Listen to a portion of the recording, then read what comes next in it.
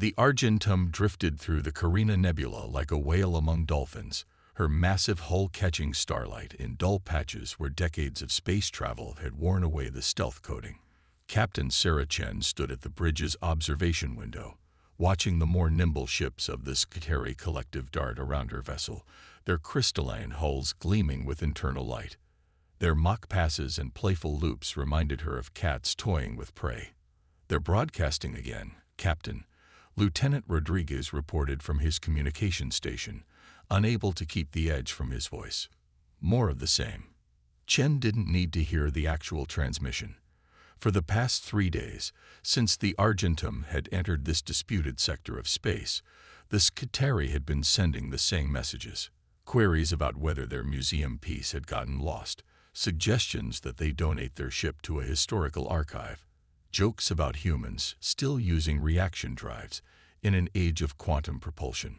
"Let them talk," Chen said, turning to face her bridge crew. Each one had been handpicked for this mission. Each understood their role in what was to come. "Status of our passive sensors. Still reading as minimal power, Captain," Chief Engineer Maya Patel replied from her station, her fingers dancing across holographic displays that looked intentionally outdated. "As far as they can tell, we're running on backup systems and barely holding together." The deception had taken years to perfect. Every aspect of the Argentum had been designed to appear obsolete, from her pitted hull to the apparently primitive drive signature. Even now, Chen could see the Skiteri sensors washing over their ship, probing for weaknesses, finding exactly what they expected to find. Multiple contacts approaching from the Helios direction. Tactical Officer James Wei announced, his voice steady despite the tension. "Appears to be a Nexer battle group. 7 ships, heavy cruiser configuration." Chen allowed herself a small smile. The Nexer, proud, militant, and even more dismissive of human technology than the Skiteri. This was exactly what they had been waiting for. "They're hailing us," Rodriguez reported. "The Nexer commander wants to know if we need an escort out of their space." Their tone is less than diplomatic. Chen took her command chair, adjusting her uniform with deliberate care. "Put them on screen, Lieutenant. Let's be polite." The main display flickered to life, revealing the angular features of a Nexer war leader. Like all their species, his crystalline skin reflected the light in complex patterns, a natural display of status and emotion that humans had learned to read over years of tense relations. "Human vessel," the war leader's translator rendered his clicks and whistles into standard English. "You have entered restricted space with outdated technology that poses a hazard to modern navigation systems. We will escort you to the nearest human outpost." "That's very kind of you, war leader," Chen replied, letting a touch of wariness enter her voice. "But we are here under diplomatic registry, transporting medical supplies to the Vega colonies. Our course is filed with the Galactic Council." The Nexer's skin patterns shifted to something Chen recognized as amusement mixed with contempt. "Medical supplies. In a ship that can barely maintain its own life support. We detected your power fluctuations from 3 light years away. You're lucky to still be alive." Around the bridge, Chen's crew maintained their carefully crafted appearances of stress and worry. Lieutenant Rodriguez even added a slight flicker to the video feed, as if their communication systems were struggling. "Perhaps you're right," Chen conceded, slumping slightly in her chair. "Our secondary systems have been giving us trouble. If you could spare an engineering team." "Engineering team." The war leader's patterns now showed open derision. "Your entire ship belongs in a recycling facility. But very well, we will send a boarding party to prevent you from becoming a navigational hazard." The transmission cut off, and Chen straightened in her chair, her fatigue vanishing. "Status of the Skiteri. Moving to flank us," Wei reported. "They're coordinating with the Nexer battle group. Looks like they want to make sure we can't run." Chen nodded. Everything was proceeding according to plan. The Argentum's apparent vulnerability had drawn in not 1 but 2 advanced alien species, each convinced of their technological superiority, each eager to demonstrate their dominance over what they saw as primitive human engineering. "All hands," Chen announced shipwide, her voice now carrying the sharp edge of command. "Prepare for Phase 1. Engineering, begin power redistribution. Tactical, warm up the ghost arrays, but keep them masked until my mark. Communications, make sure every transmission we send continues to show degradation." As her crew acknowledged their orders, Chen returned to the observation window. The alien ships were moving into position, their formations precise, their confidence absolute. They had no idea that the Argentum's apparently primitive hull contained technology that had been classified as theoretical by most of the galaxy's leading scientists. They would learn soon enough. "Let them come," Chen murmured, watching the sleek alien vessels approach. "Let them think us weak and outdated. The best trap is the one your pride walks you into willingly." The Argentum waited, playing her role of crippled prey, while humanity's most advanced weapons stirred to life behind her scared and pitted hull. In the depths of the Argentum's engineering section, Chief Engineer Maya Patil moved through a maze of deliberately exposed pipes and antiquated-looking control panels. To any alien observer, the ship's systems would appear to be a hodgepodge of outdated technology, barely held together by human stubbornness. But beneath this carefully crafted facade lay the true heart of humanity's most advanced warship. "Power distribution at 15% visible threshold," Maya reported, her fingers dancing across a holographic interface hidden within what appeared to be a rusted maintenance panel. "Ghost arrays are maintaining minimal signature. The Nexer boarding party won't detect anything beyond standard fusion reactors." Through her neural link, Maya could feel the Argentum's true systems humming with controlled power. The quantum core, hidden behind layers of technological camouflage, operated at less than 1% of its capacity, more than enough to maintain their deception while keeping their real weapons primed. "Boarding party approaching," Lieutenant Rodriguez's voice came through her comm. "2 Nexer shuttles, heavily armed. They're not bothering to mask their weapon signatures." Maya smiled as she watched the alien shuttles through the engineering section's external cameras. The Nexer vessels gleamed with obvious technological superiority, their hulls incorporating living crystal that adapted to space conditions in real time. They were beautiful, advanced, and utterly blind to the trap they were flying into. "Security teams in position," Tactical Officer Wei reported, looking appropriately nervous and overwhelmed, just as planned. The Argentum's security personnel had been chosen not just for their combat skills, but for their acting abilities. Each one knew exactly how to project the image of a crew struggling with obsolete equipment and limited resources. They would play their parts perfectly, right up until the moment they didn't need to anymore.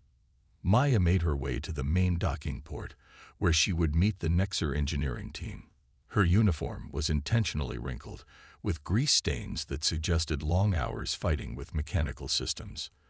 A datapad on her belt displayed obviously outdated technical specifications, while the real ship's schematics remained safely encoded in her neural implant. The docking port cycled, and 4 Nexer engineers entered the ship.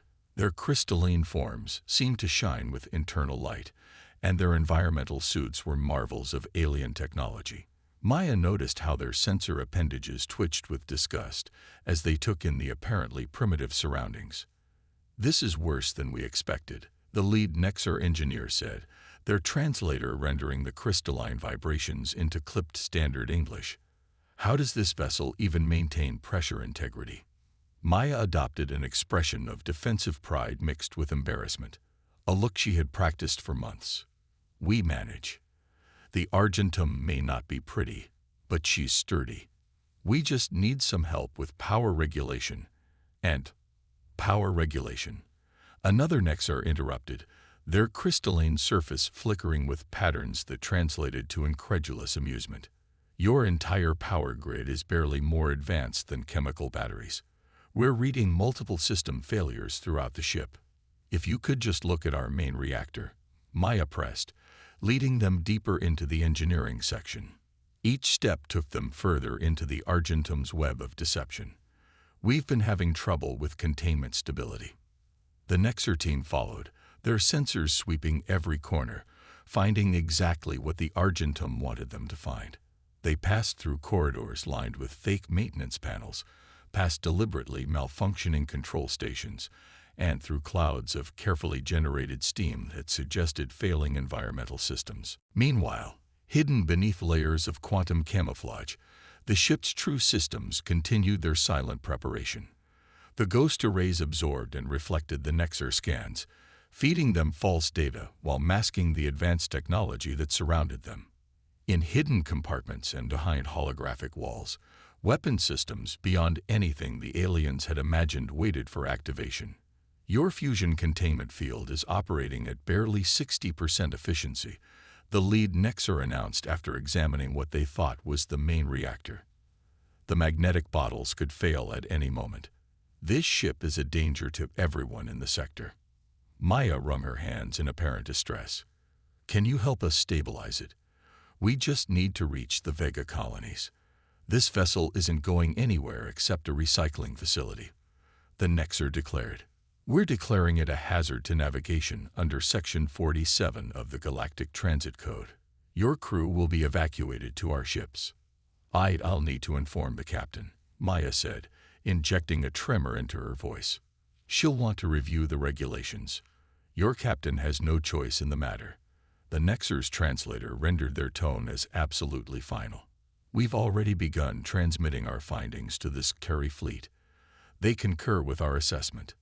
Maya nodded meekly and reached for her communicator, an obviously outdated device that nonetheless connected her directly to Captain Chen through quantum-entangled channels undetectable to alien technology. Captain, she said, her voice wavering perfectly.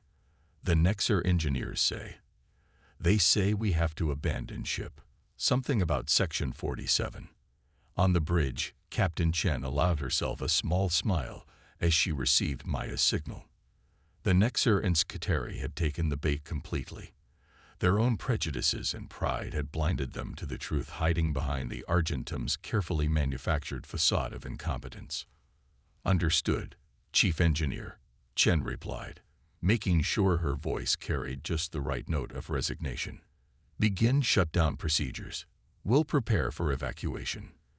The Nexer engineers exchanged satisfied glances, their crystalline surfaces showing patterns of smug superiority.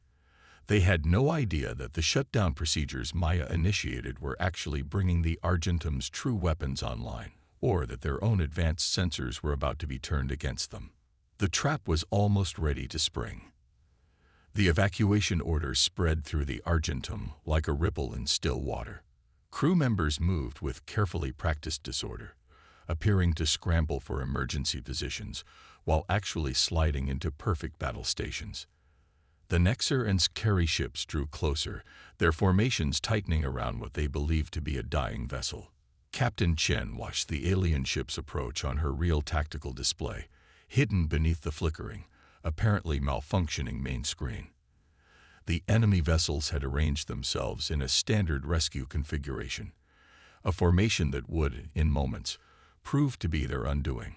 All hands in position. Lieutenant Wei reported quietly, ghost arrays at full capacity, ready to transition from passive to active mode on your command. Engineering reports quantum core at 98%, Rodriguez added. Chief Patel has the Nexer engineering team contained in the false reactor chamber. Chen nodded, her fingers drumming once on her armrest, a signal that transmitted through the ship's neural network, preparing all crews for immediate action. The moment approached when humanity would reveal just how far their technology had truly advanced, while hiding behind a mask of apparent backwardness. War Leader, Chen transmitted to the Nexer flagship, allowing her voice to tremble slightly. We're having trouble maintaining power to our life support systems. Request immediate emergency evacuation. The Nexer commander's response dripped with condescension. Prepare for mass teleportation.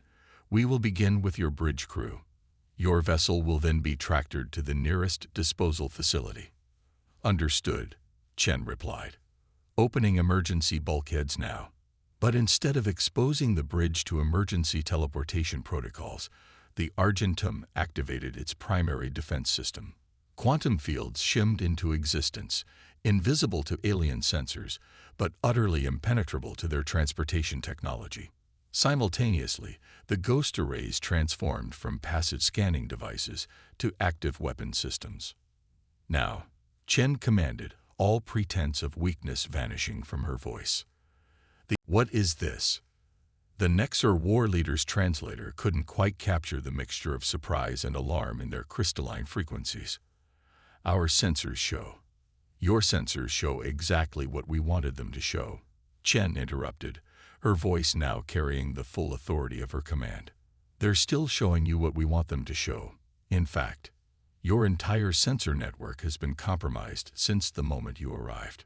The ghost arrays, humanity's greatest technological achievement, had been gradually infiltrating the alien ship's sensor systems, replacing real data with false. You watched what we wanted you to watch, Captain Chen replied, gesturing to a holographic display showing the current state of the alien fleet.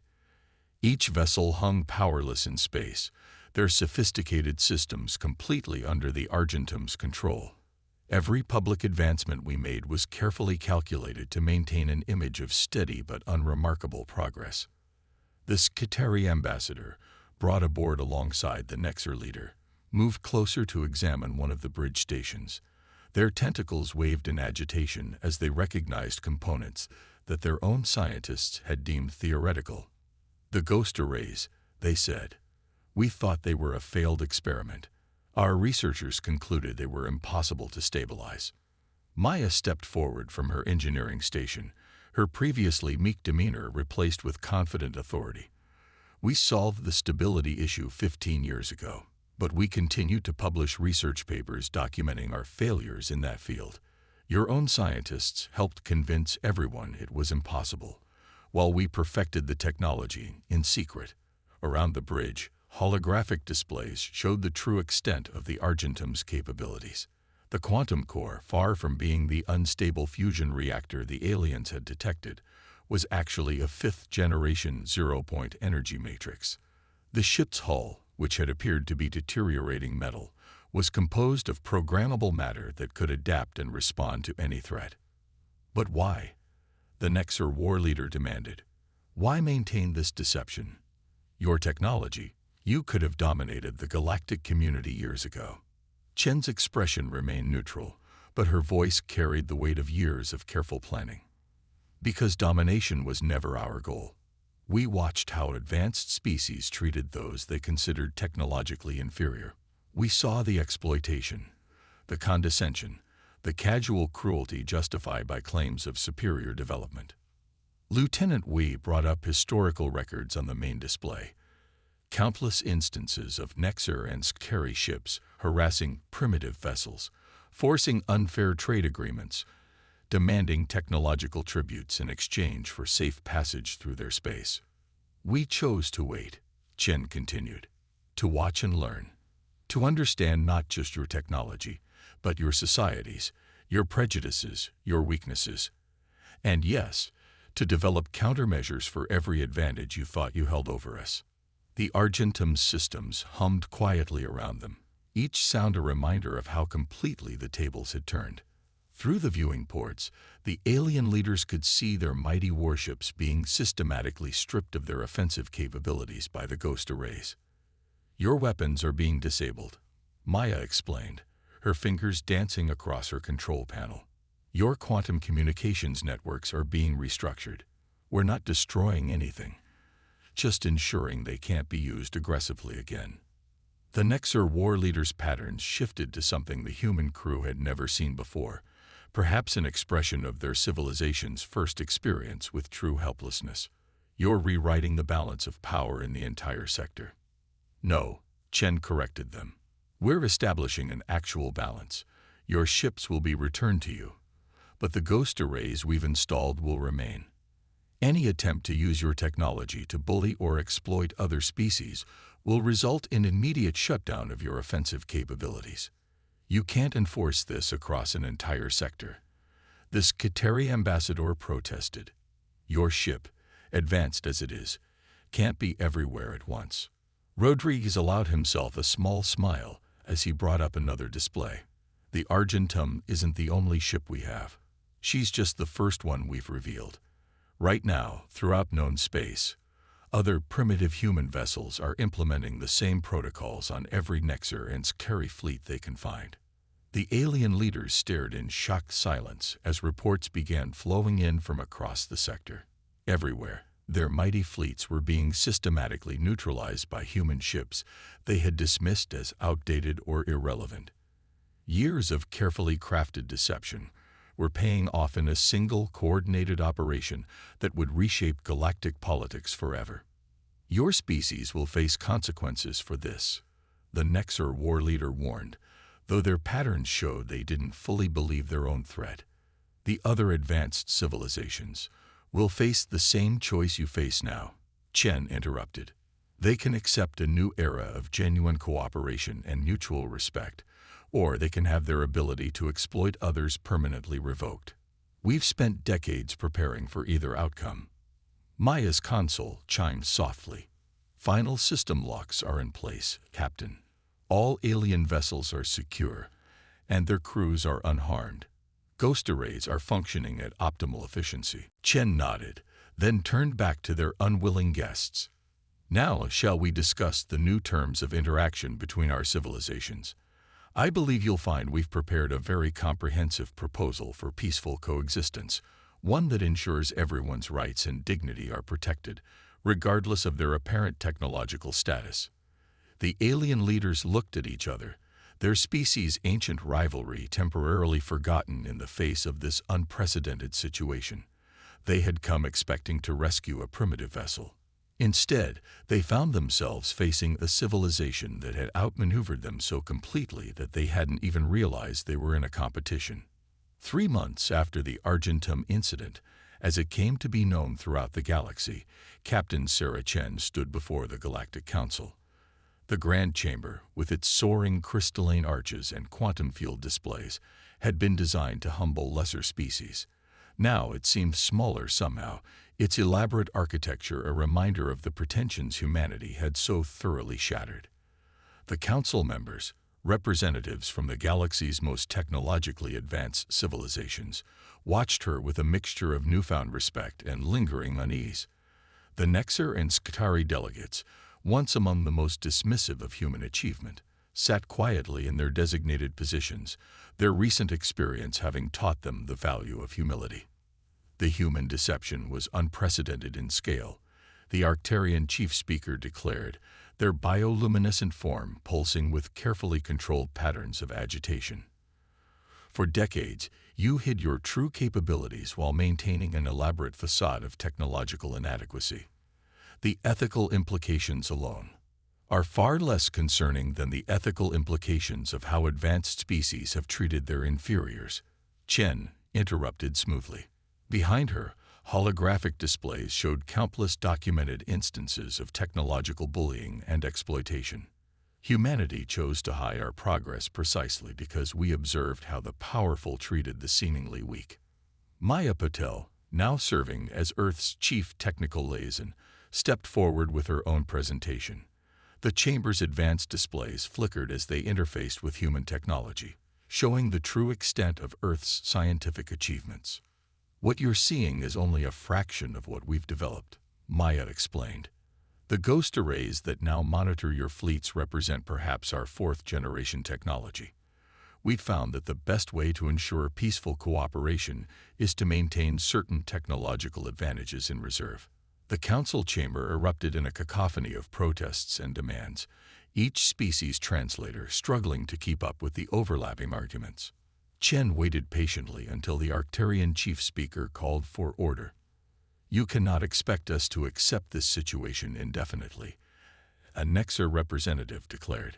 Our sovereign right to technological independence remains intact, Chen assured them. The ghost arrays don't prevent technological advancement. They simply ensure that such advancement isn't used to exploit or harm others. Think of them as an enforcement mechanism for the principles this very council claims to uphold. Lieutenant Rodriguez, monitoring communications from the Argentum in orbit above, sent a private update to Chen's neural link. Across the galaxy, other human ships were continuing their work, systematically implementing the new paradigm humanity had designed. Species that had long suffered under the technological aristocracy were beginning to speak up, knowing they now had protection against retaliation. This is not merely about preventing exploitation, Maya continued, bringing up new data streams. Earth is offering unprecedented technological cooperation to any species that demonstrates a genuine commitment to ethical interaction with others. Already, 17 previously marginalized civilizations have begun receiving carefully measured technological assistance. The council members shifted uncomfortably. The implications were clear. Humanity was not just enforcing new rules. They were actively working to level a playing field that had been artificially tilted for centuries. Perhaps most importantly, Chen added, we've demonstrated something that many of you had forgotten. True advancement isn't just about technological capability. It's about how you choose to use that capability. Humanity hid our progress not out of fear, but because we wanted to understand who you truly were when you thought you held all the power. The Skitarii ambassador, their tentacles moving in patterns of resignation and acceptance, spoke up.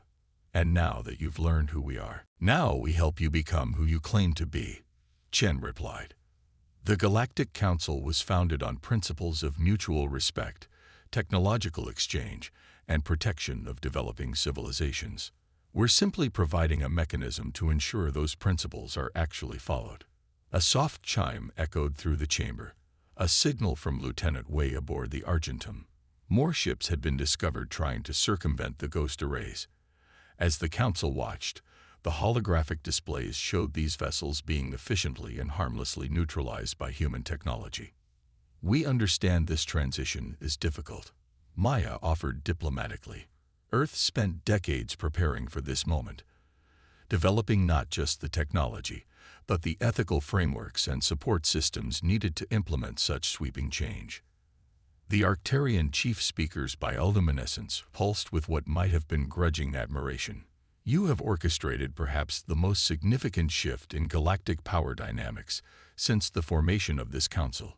Yet you claim your goal is not dominion but equilibrium. Precisely, Chen confirmed. Humanity has no desire to rule. We simply want to ensure that no species faces the kind of technological bullying we witnessed during our emergence into galactic society. The ghost arrays are not tools of oppression. They're guarantors of genuine equality. As if to emphasize her point, new data streamed across the chamber's displays. Trade routes once dominated by advanced civilizations were opening to all. Scientific cooperation between previously antagonistic species was flourishing under human supervision. The galaxy was transforming, not through force, but through the removal of the ability to force others. The Argentum incident was never meant to be a demonstration of human superiority, Chen concluded, her voice carrying to every corner of the chamber. It was a test, one that revealed exactly why such measures were necessary. Now we move forward together, not as superior and inferior species, but as genuine equals under commonly enforced rules. She gestured to the vast starfield visible through the chamber's quantum windows. Out there, humanity's carefully hidden fleet continued its work, systematically dismantling centuries of technological aristocracy. The age of bullying and exploitation was ending, replaced by something that looked remarkably like justice. Welcome, Chen said with a slight smile, to a genuinely civilized galaxy.